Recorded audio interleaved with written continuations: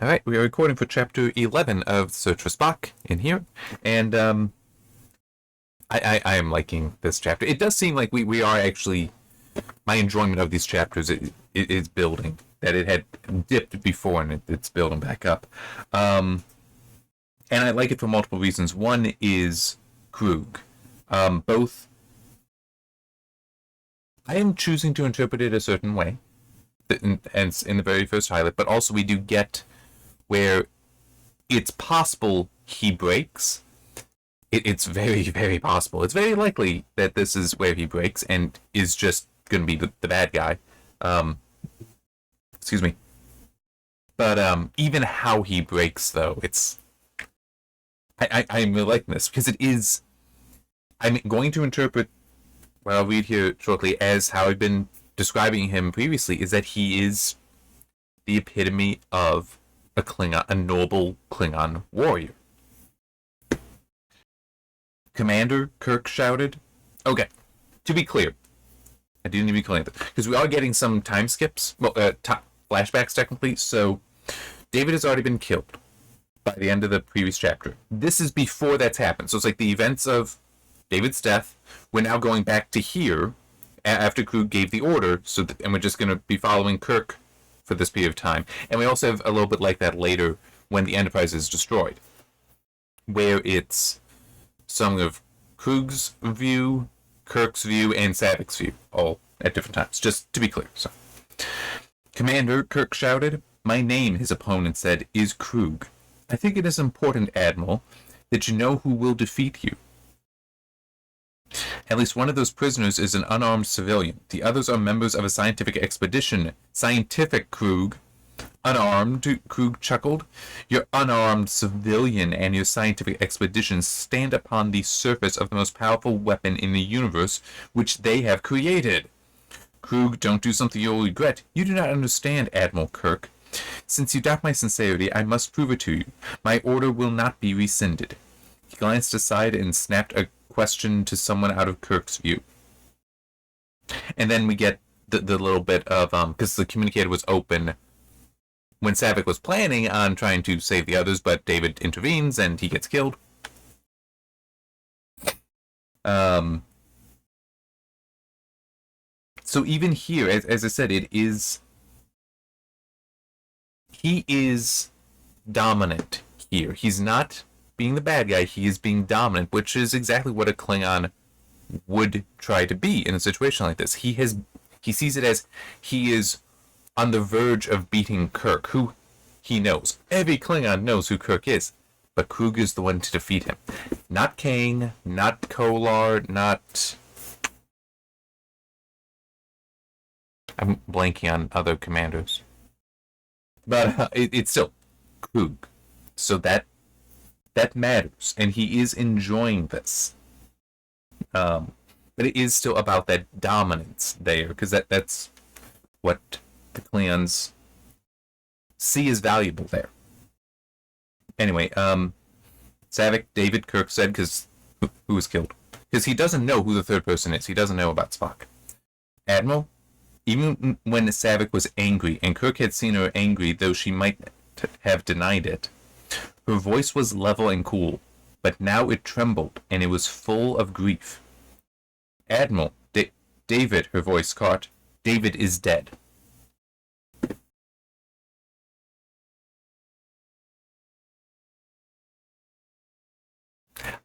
I'm just thinking, I'm trying to remember in the film if Robin Curtis has the voice catching here or not. She might, but I don't know if I ever would have read it as there being emotion there. Whereas here, I think it is very clear. No, she's being emotional. That's why her voice caught. But now we get some more with Krug here, and how he has actually achieved this dominance that he desires. Dominance over Kirk. He has defeated Kirk. Krug, you spineless coward, you've killed my son. At first, Krug did not react. Then he closed his eyes slowly and opened them again in an expression of triumph and satisfaction. I have 2 more prisoners, Admiral, he said. Do you wish to be the cause of their deaths too? I will arrange that their fate come to them somewhat more slowly. He let that sink in. Surrender your vessel. All right, damn you, Kirk cried. He sagged back. All right. He became aware of McCoy at his side. Give me a minute to inform my crew. Krug shrugged, magnanimity in his gesture, but his tone reeked of contempt. I offer you 2 minutes, Admiral Kirk, he said, enjoying the irony of turning James Kirk's commands back upon him, for you and your gallant crew. So, with that, there is a bit of villainy. I'll grant that is him being cruel. Because of the contempt there. This is not something out of respect. Now, if he did drop that his tone wasn't reeking of contempt, but rather he was just enjoying the irony of turning back on, then he isn't being the bad. With the contempt, though, that's a little different.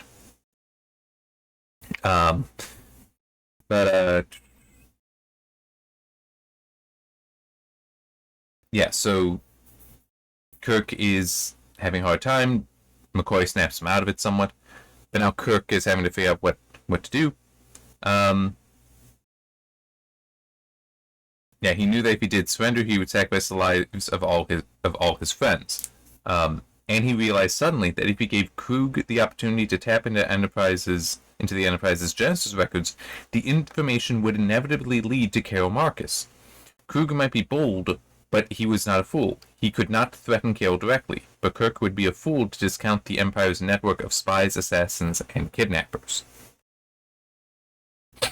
So basically, at this point, it seems the destruction of the Enterprise is not just about another move on the board. It is also, I cannot let him have access to any of this. So even if they weren't to escape the Enterprise, it still is I have to destroy the Enterprise. And it is interesting because, he orders some away, and then Chekhov and Scotty have to put in their commands to have it trigger the self-destruct. And it does reflect a little bit on the whole, it's a good thing that no one thought I would steal the ship because my command code still worked. But it is also interesting how he has to say to himself at times, the computer was merely a machine. The ship was merely a machine. If the computer were merely a machine, if the ship were merely a machine, how could Jim Kirk perceive grief in its voice? It was just that, he knew, his perception, not objective reality.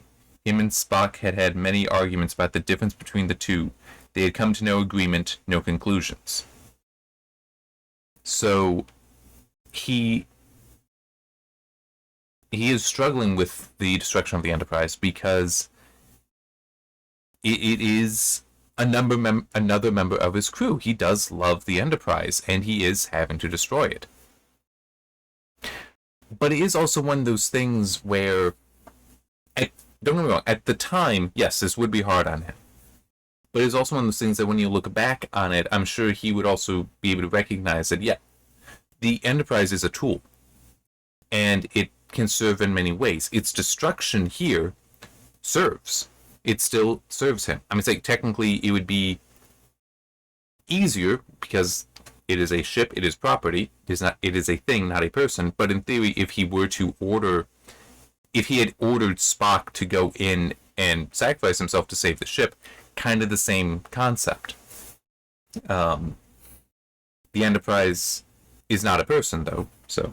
But it's like that there is what was the Enterprise's last act? It was to try to save its crew, technically. So I think he could later look on it and be comforted by that, you might say. Now we get back to the Klingons.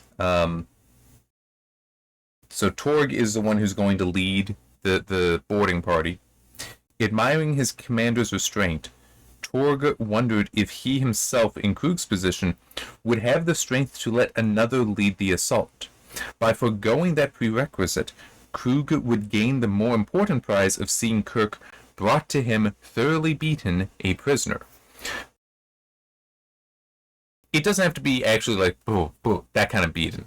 Just broken as a man, kind of beaten. And that is interesting because it does. I mean, technically, there is the whole thing that we see in TNG. The captain isn't supposed to beam down for various things. But here it is like Krug should be the one who wants to capture the ship, who wants that honor. But Kirk is the greater prize technically. So he's basically reserving that for himself. Torg is like, but still, he's letting me take the ship. That's a huge thing. There's also a little bit here technically with Torg asking, they do outnumber us, my lord, because he's thinking, even if there's just a few people that decide not to surrender and fight us, this could be a problem because there aren't many of us. And this is when we get we are Klingons. When you have taken the ship, when you control it, I will transfer my flag to it. We will take Genesis from their own memory banks, which I believe that is in the movie. But what he is saying more subtly to Torg is, I don't care what you do with the people there. You can kill them all. We're taking the ship. That is your goal. That is your purpose. It's not to take prisoners. Yeah, Krug delivered into his hands the disposition of any rebels. Now, when Torg beams over, no one was there, and he finds us odd. Over the speakers, a soft and rhythmic voice kept the ship's time. An alien custom, no doubt, and inexplicable and distracting as most alien customs. So he hears the timer going, but he doesn't get it. He's just assuming it's a different culture, which, as I've said, this very much seems to be Klingon versus Federation or human culture, and we're seeing them butting heads here. And he's must just be how the humans are. Gonna ignore it, not realizing, wait, it's counting down. So yeah, it counts down, and we do have Krug. Well, it's not exactly get out of there. Transport, Maltz, quickly lock on to them. But it's like locked on, and then that's when the ship exploded, so it was lost. You're not just get out of it. Not quite that. So now we cut back to Saavik, who wakes up from having been stunned. Remember, she took 3 shots before she went down. The madness had possessed her, and now she must pay its price. Her rage had drained her of strength. David's death had drained her of will. His blood stained her hands. She tries to get up. Yeah, she stood up. Sergeant snapped and ordered her. She doesn't understand and chooses to ignore what she might be able to guess from the tone. And then the crew member that she was doing that to, well, actually, it's technically like that, comes up and strikes her, knocking her down. Even the sound of his laughter was not enough to anger her now. That's how beaten she is at the moment. She does get riled up again a little later, but for now she is that beaten. Sort of. She staggered back up. The guard flung her to the ground again. Saavik lay still for a moment, digging her fingers into the cold earth, feeling the faint vibrations of the disintegrating world. She pushed herself to her feet for a 3rd time. The guard clenched his fist, but before he could attack, the sergeant grabbed his arm. The two glared at each other. The sergeant won the contest. So, her getting back up could be for 2 reasons. One is just an inclination to defiance, which I think is appropriate for Saavik, book Saavik, that she would do that. But there could also be an element of a death wish to a degree, because she hasn't yet thought about Spock. That's what riles her up, is still trying to protect Spock a little later. But here, it could be that she has a little bit of a death wish. And so she's just going to keep getting up. They can keep knocking her down, but she's going to keep getting up so long as she can. Something in defiance, but also probably a little bit of provocation. That, yeah, go ahead. Keep beating me. Kill me. What do I care?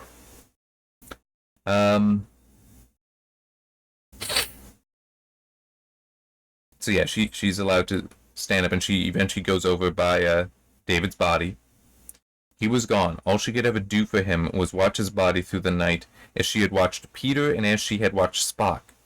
And the Enterprise, the ritual had been only that, but on this world his body was vulnerable to predators, indigenous or alien. Yeah.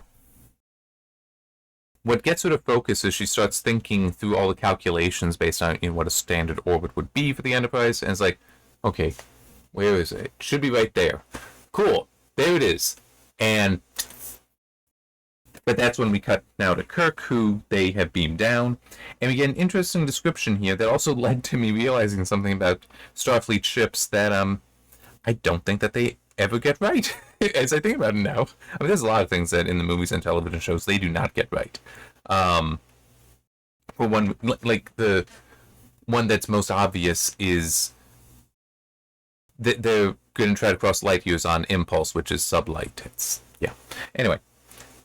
But one, shining the dull silver of reflected light, moved gracefully across the starfield on its own unique path. So this is, Kirk is having to look up at the sky, and because there's no moon for Genesis, which actually, when you think about it, it does make sense. You'd think that they would put a moon in there so that you'd have the tides. Anyhow, he's trying to spot the Enterprise because, well, the single moving star would be the Enterprise. Everything else is going to be static, short of geologic timescales. Slowly and delicately, it began to glow. Its color changed from silver to gold. Then, with shocking abruptness, it exploded to intense blue-white. The point of motion expanded to a blazing, flaming disk, a sphere, a new sun that blotted out the stars. Jim felt or imagined the radiation on his face, a brief burst of heat and illumination as matter and antimatter met and joined in mutual annihilation. Need to expand the highlight a little bit. So yeah, what occurred to me, and this is where they technically get things wrong, is every Federation starship has a bunch of antimatter on it. So when the ship is destroyed, containment is lost, it should be going boom. Very, very large boom. Because remember, in the motion picture, it was mentioned that the self-destruct would be enough to destroy V'ger. Despite how large V'ger was, it still should have destroyed that.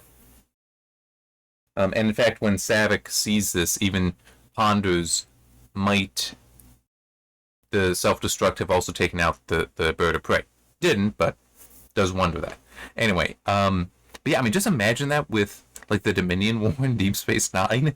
So all these ships have been being destroyed, and it's like technically they should all, shortly after being destroyed, have the full matter-antimatter reactions. They'll just... It's also kind of funny because the first filmed episode of Star Trek is the Corbomite maneuver, which describes the Corbomite device, which is a device that supposedly when the ship is attacked, reacts by creating explosion, well, returning the damage back. It's like, well, technically the ship being destroyed, which should trigger this, and actually would. So, kind of wonder about that. But yeah, so I mean, it is an interesting technical flaw. But I mean, to be fair, that is technical, and you couldn't. It would be such a problem, but also would be interesting because, you know, another, besides Deep Space Nine, there would also be First Contact, with the opening there with the fleet of starships going at the Borg cube. Any one of them being destroyed, though, should also have done that. In fact, it would make ramming the cube far more viable, because, like, even one ramming it and the antimatter going, that should be enough to destroy a Borg cube. I guess not just because it's kind of dangerous to do that, but I can also believe that they wouldn't want to acknowledge the whole, yeah, technically every starship is the largest bomb ever made by humanity. I can understand that they just wouldn't want to acknowledge that, because it is, you don't want the Federation to seem like that. That seems very destructive. Not sure what better word there would be. to do that, to describe it, but that is accurate. And it's like, yeah, we don't want Starfleet to be that way. We don't want the Federation to be like that.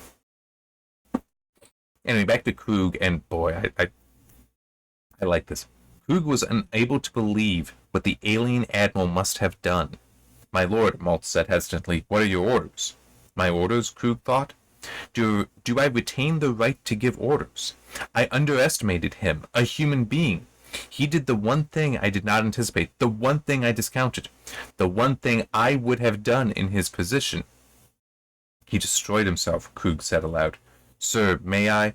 If I had known one of his prisoners was his son, if I had interrogated them before sacrificing one. Krug flailed himself with his own humiliation. Killing Kirk's son was stupid. It made Kirk willing to die. Now we get more so Maltz's point of view. Surely Krug would not let one setback destroy him because of pride. Our mission is over, Krug said. I have failed. A human has been bolder and more ruthless than I. His eyes were empty. That is the real dishonor. So this would be him breaking. But it's a cultural thing. That he sees it as, this is what he would have done. He never believed that a human would have thought that. He had not considered this one possibility that he should have. And he sees it as such a failure that he is now dishonored. How is he going to get his honor back? And such. And just this total failure there. And he doesn't know that Kirk is alive yet. But it's like, I like this because it is continuing that whole, yes, he is just the epitome of the noble Klingon warrior. He truly is a great example of his society, of his culture. But now he's broken. So, gonna be interesting to see what happens after this. Now we come to Saavik, who, seeing the Enterprise be destroyed, is not in a good place. The planet was dying as the Enterprise had died, as every person Saavik had ever cared about had died, as she expected soon to die. I didn't really like how that sentence was written, but it's basically the planet is dying, the Enterprise is dead, Peter's dead, David's dead, Spock's dead. I'm sure the body's right there, but still, he's dead, and soon I expect to die. She's not in a good place right now. But she, as I said before, she does still get riled up some. Because, so the Klingons that are there, they are weirded out by what's going on with the planet. And as it starts quaking, and they are really, really scared.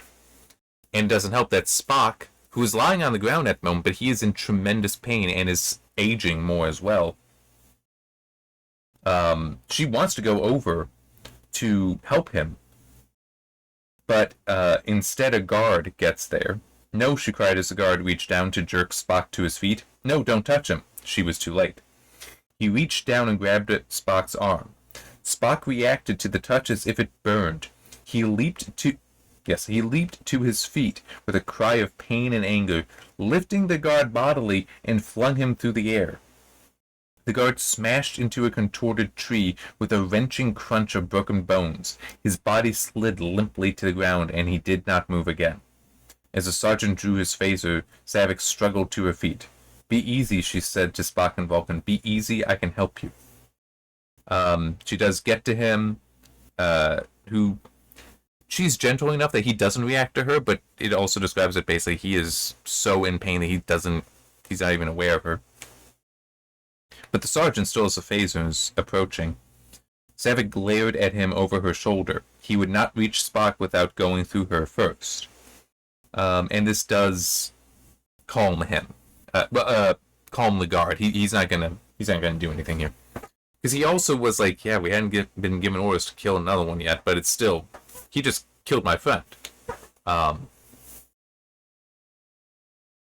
part of the reason I also highlighted this was, in this state, Spock's body would be like on whatever the Vulcan equivalent is to adrenaline.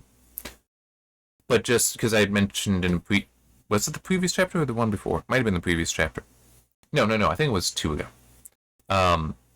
The strength of a Vulcan compared to the strength of a Klingon. Being able to lift and throw a Klingon with enough force to kill them by blunt force impact on a tree. That's impressive. So, I don't know how Klingon... I don't know how Vulcan adrenaline would work on them. Would work on their own bodies. But Spock at this point would be an adult Vulcan male. So... And not yet too old age or even middle age. So it's like he probably is at the peak of his strength and does demonstrate that, oh yeah, he can actually be stronger than a Klingon. I doubt a Klingon could do that to another Klingon.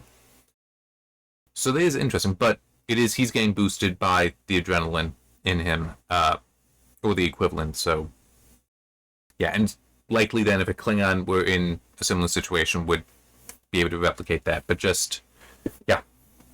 Vulcans are scary strong. And fast, too. Sorry, that... Take Me Out to the Hall Suite is a good episode, Deep Space Nine. Very entertaining. Alright, now some more with Book Saavik, essentially. So, the Enterprise crew arrived there. McCoy panted up beside him and gently took her burden from her. So Kirk has called Bones up, who he was lagging behind a little bit. When they get to Saavik holding, helping Spock be up, and no one knows who that's Spock. But anyway, yeah, McCoy panted, got there. When his hand brushed Saavik's arm, she gasped and jerked away as if he had given her an electric shock, an electrical shock. She took a step back, staring at him. Kirk touched her elbow, startling her. "Sir," she said. Her voice broke and she staggered. He caught her and drew her close. "Easy, Saavik," he said. "Take it easy. It's all right." "I tried," she whispered. "I tried to take care of your son." Which, when I read that, it was like, that's a good line, and in a way, very painful, probably. Because Kirk had said, in a kind of jesting way, to her, before she and David had left for the Grissom, take care of him. Take care of my son, take care of my boy, something like that. And it, was kind of a, you two are in a relationship now, and I know that. Be good to each other, be good to him. But this, it's like, and he died. Which is also worth noting, another thing, going back to the whole, everyone she knows and cares about has died. This is all, like, within 1 week, okay?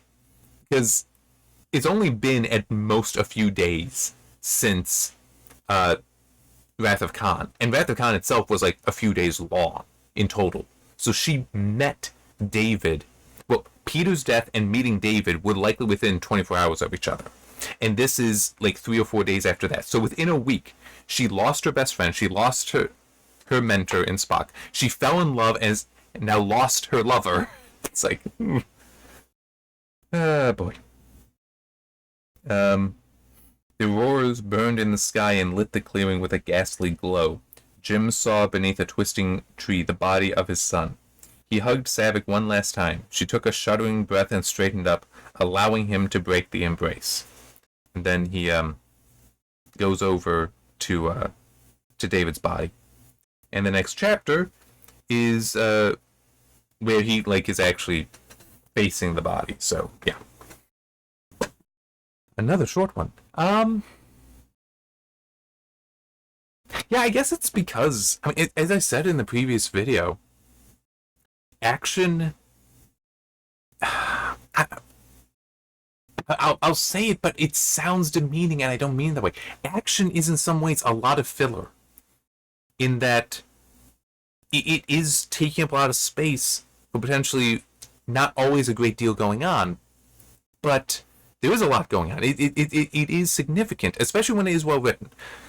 But I guess a way to put it would be if I grabbed The Princess Bride, which would be a little bit of a struggle to find the specific spot for the Inigo Wesley match, that fight in there. you have a lot of small details there that are very important, but it for in the moment, but it technically is still kind of filler. But in that, like the whole, I'm trying to remember, Agrippa. Yes, you'd expect me to use Agrippa, unless I, of course, I've studied my Capoferro, which I have. Like that whole thing. Those are small details, but they are very important. It's harder to talk about it, except in the case of that, which, especially after going through Revenge of the Sith, it was so well written that I had to talk about it. So it's like, but it still is that idea of it's a lot of these small details, so it is kind of like filler. And only when it is very, very well written, or a contrast against something that is very badly written, is it really worth talking much about it. That is one of those odd curses about action, writing in action. So, I'm also just thinking when I do some of these videos for my own stories, it's easiest for me to think about the Children Many Gifts for that one. Well, okay, no, in a way though, that does give an example. In the 40s, the fights there, I did give detail to specific actions, specific movements. Okay, maybe not movements. Like it's not like, oh yes, he then moved this way, not like that.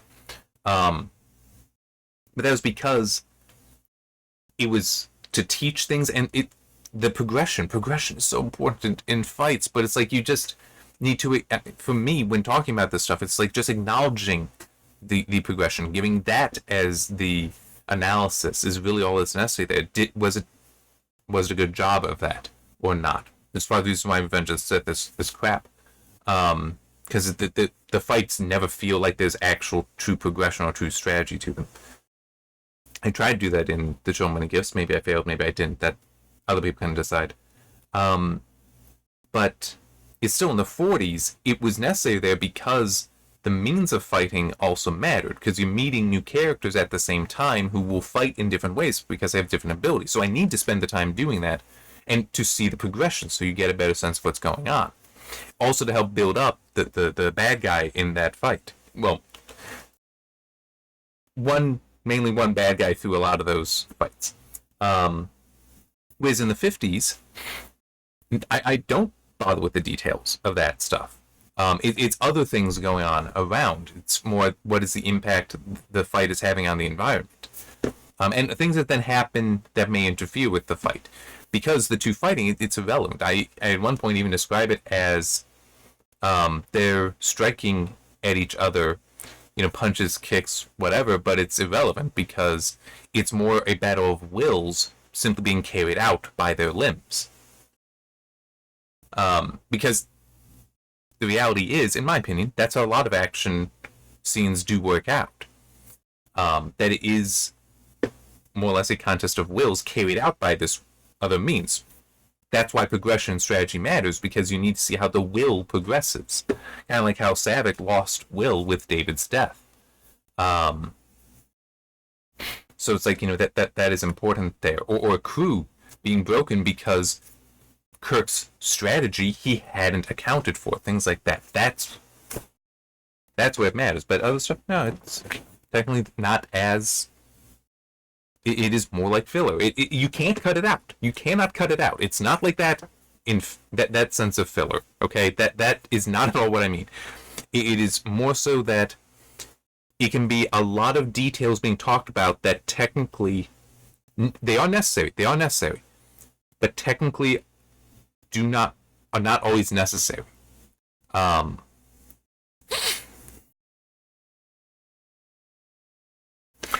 guessing. I'm just trying to think of the best way to put it. Best way to explain that.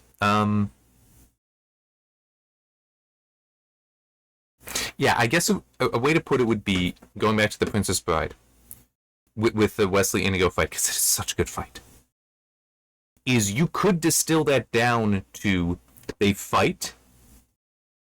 Inigo finds himself being inferior, being defeated, outmatched.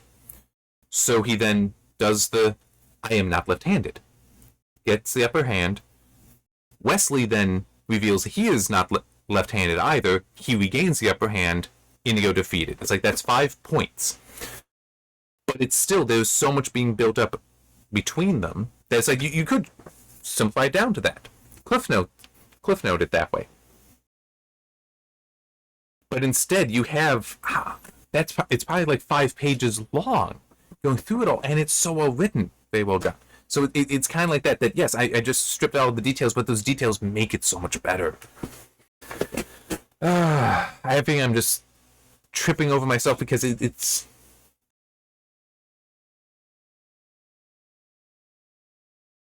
different story. So many gifts. I had, for 2 characters, I may have already told this story. I had 2 characters in there that I knew how they thought. I knew what their actions are, their motivations, things that I understood them. But to describe them, to give them clear words, to say, this is them, I couldn't do. But that's okay. I knew their behaviors. Even if I couldn't write it down in a singular, clear way, I knew what their behaviors were, so in any situation I put them into, I knew what their reactions would be. Okay? But then I read something. Because I just wanted to read it. And I realized, when reading The Abolition of Man, that what C.S. Lewis describes as a man outside the Tao is exactly those 2 characters. I already knew their description perfectly. I didn't have the words. I found the words in that. That's what I'm feeling like is happening here. Because once I read those, it's like, that's what it is. And they crystallized there. The form was still the same. Like, the substance of the characters not changed at all. Also, I'd already finished writing the book. I was in editing. But when I read Abolition of Man, but it's just they crystallized that. Because now I know the words to describe it here, because Lewis gave them to me. I feel like that's where I am right now with trying to explain action, how in some ways it is kind of like filler. Which sounds dismissive, and I do not mean it that way. I cannot think of a better way to put it. Forgive me for that. But it because that's, I had that essence to it, that substance, like those characters. I do understand that. Where it's like, I don't need to go into details about it when just talking about it. When writing, I have to go into the details. When writing, actually, I have to go into the details. But so much of it is just instinct that, for me, that I don't have those words to crystallize it. And I wish I did. I wish I did, because filler is not a good word for it, but it is kind of sort of accurate in that you can quickly summarize it, I think is the way to put it. You cannot always as quickly summarize, well, here, I guess, how I read through conversation with Krug and with Kirk here, because I can't condense that well. It needs to be read out word for word. A battle, though, I don't necessarily need to do that, because those details aren't necessary. It's just, what are the main points? That's kind of the point I'm getting to. You can summarize the whole thing. You can't, but without having to pull out specific things in there. You don't always need to do that, but I should really just stop talking and hope that my struggling to convey the point is not make me appear too stupid. or at least that it is not preventing anyone watching this from understanding what my point is there. I guess I will just say this, to try to hopefully put a bow on it, that in my opinion, the most important thing when writing action is, and I kind of said it before, progression and strategy. And they do kind of go together. You need, whatever the kind of action is, you need a progression to it. You need a way that this is moving forward, and that it is people doing things in it. So that's the strategy aspect. Where it matters that they are actually trying to win. Because Revenge of the Sith, that's part of the reason why the action in that book is crap. Because there is no sense of strategy, or incredibly little. Like in the Dooku Obi-Wan Anakin fight at the start, the only strategy in there is a horrible, truly stupid cliche, and I hate it. I've hated it long before I read the book. I just hate that cliche. But that's it. There's no actual strategy in there, so there's no progression in there. So it's boring, and is very badly written. And same thing even at the end, once the Obi-Wan Anakin fight, it's a very boring fight. There's no progression. There's no strategy, because you're not seeing either side really even trying to win. Because that you're trying to progress towards your victory. You're trying to have strategy towards your victory. So you need those there. Without that, there is just two people or more, but attacking each other for no reason. That's why you need the progression. That's why you need the strategy, because that's the way the story continues to be told. So, yeah. How about I shut up now and just say, see you next time for Chapter 12. See you then.